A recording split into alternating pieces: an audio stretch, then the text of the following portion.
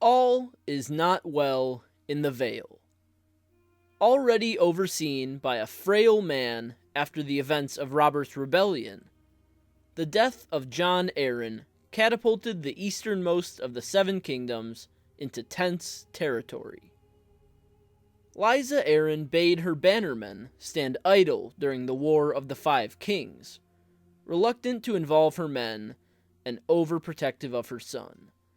But reckoning came in the form of Petyr Baelish. Now, Littlefinger holds the Vale, and his secret pawn is Sansa Stark, the eldest daughter of the North.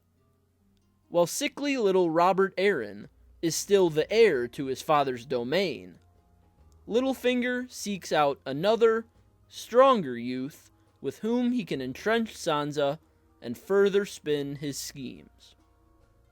This man is Harrold Hardyng. Hello everyone, and welcome back to Exploring Fiction.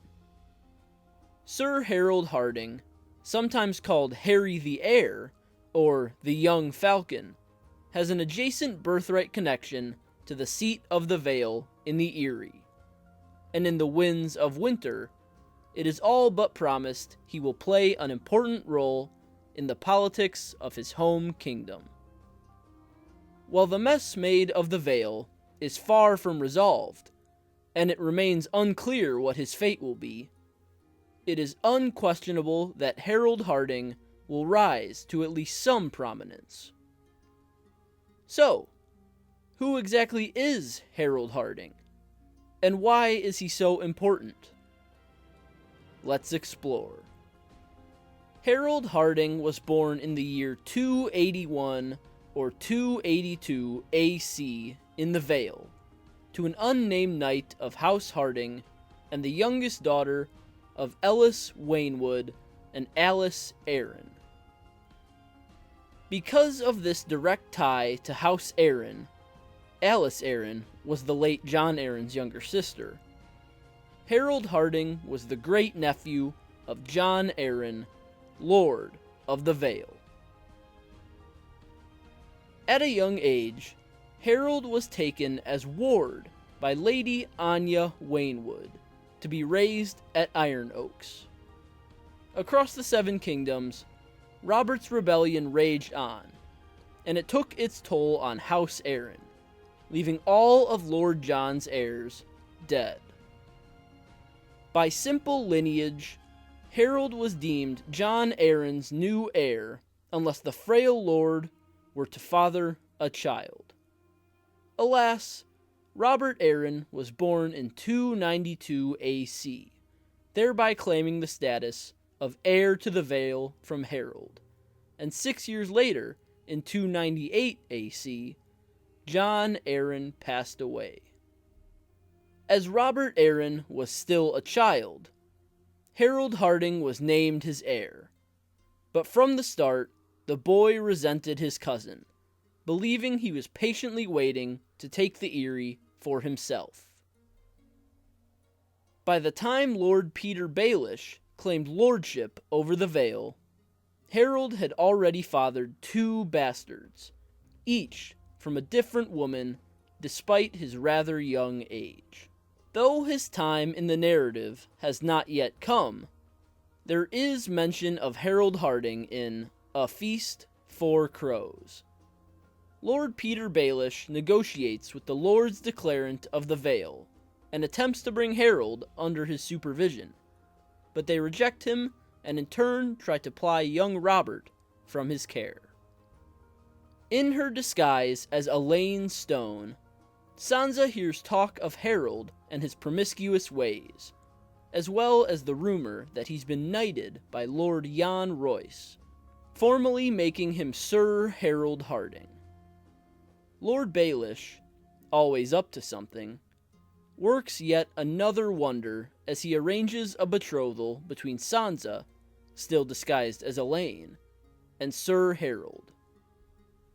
Lady Anya Waynwood agrees when Petyr confirms he'll forgive the House Waynwood debts he had acquired as Master of Coin, but she states that her strapping ward must also agree to the proposition. In private, Littlefinger reveals his true plan to Sansa, or at least what he wants her to know. He explains that Sir Harrold will inevitably succeed young Robert as Lord of the Vale, and when he does, Sansa will reveal to him her true identity, and they will be wed. Through their union, Harrold Hardyng can more easily rally the forces of the Vale and take back Winterfell in his new wife's name. Sansa Stark can return home, as wife to the Lord of the Vale, yes, but also as the Lady of Winterfell. From all known excerpts of The Winds of Winter, which can be subject to change on the discretion of George R.R. Martin himself, it is surmised that Harrold Hardyng and Sansa Stark as Elaine Stone will meet, and that the former will insult the latter. Soon after, though, Harry the Heir begs Elaine's forgiveness, and the two begin to converse, with Sansa learning about Sir Harrold's bastards, and Hardyng taking a liking to his betrothed. Attempting to peer farther into the future is uncertain, to say the least, especially in the context of A Song of Ice and Fire. Given the indications of The Winds of Winter samples, it appears as though Harrold Hardyng and Sansa Stark may get along, and even become content with their encroaching marriage. However, even more important than their shared happiness is the political implications their union could create.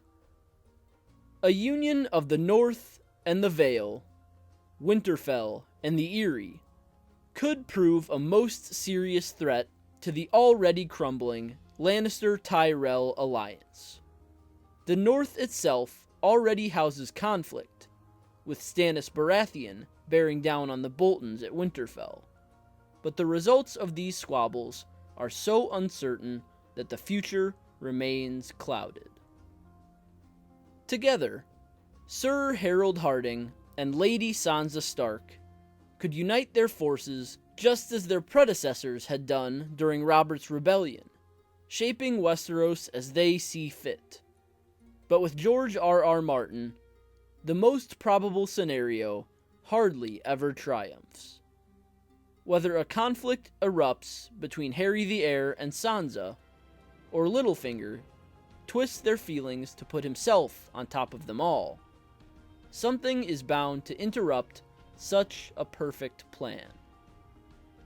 While Sir Harrold and Sansa surely see this opportunity to gain their respective lord and ladyships and set things right in their homes, Lord Petyr Baelish is their orchestrator, and most likely stands to gain much from their pact of marriage.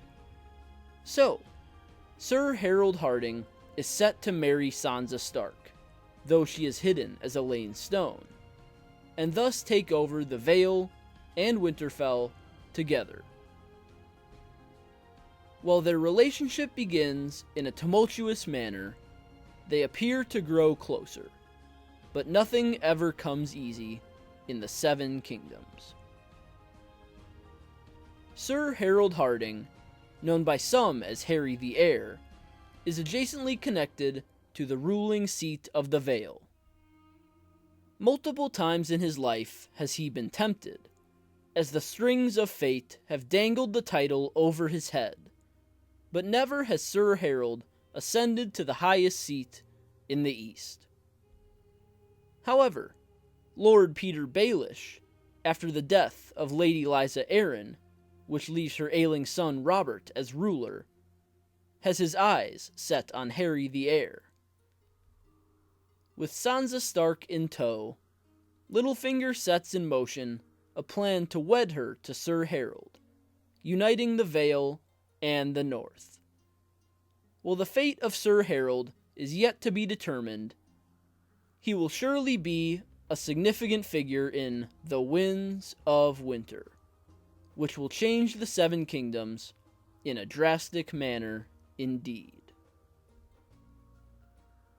So, that's all for this video.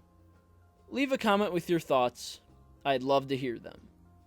Leave a like if you enjoyed, and subscribe if you're new here. I'd love to have you. Visit my website, russellawellsauthor.com, for exclusive fiction and more, and sign up for my mailing list for free exclusive content. The links for both are in the description below.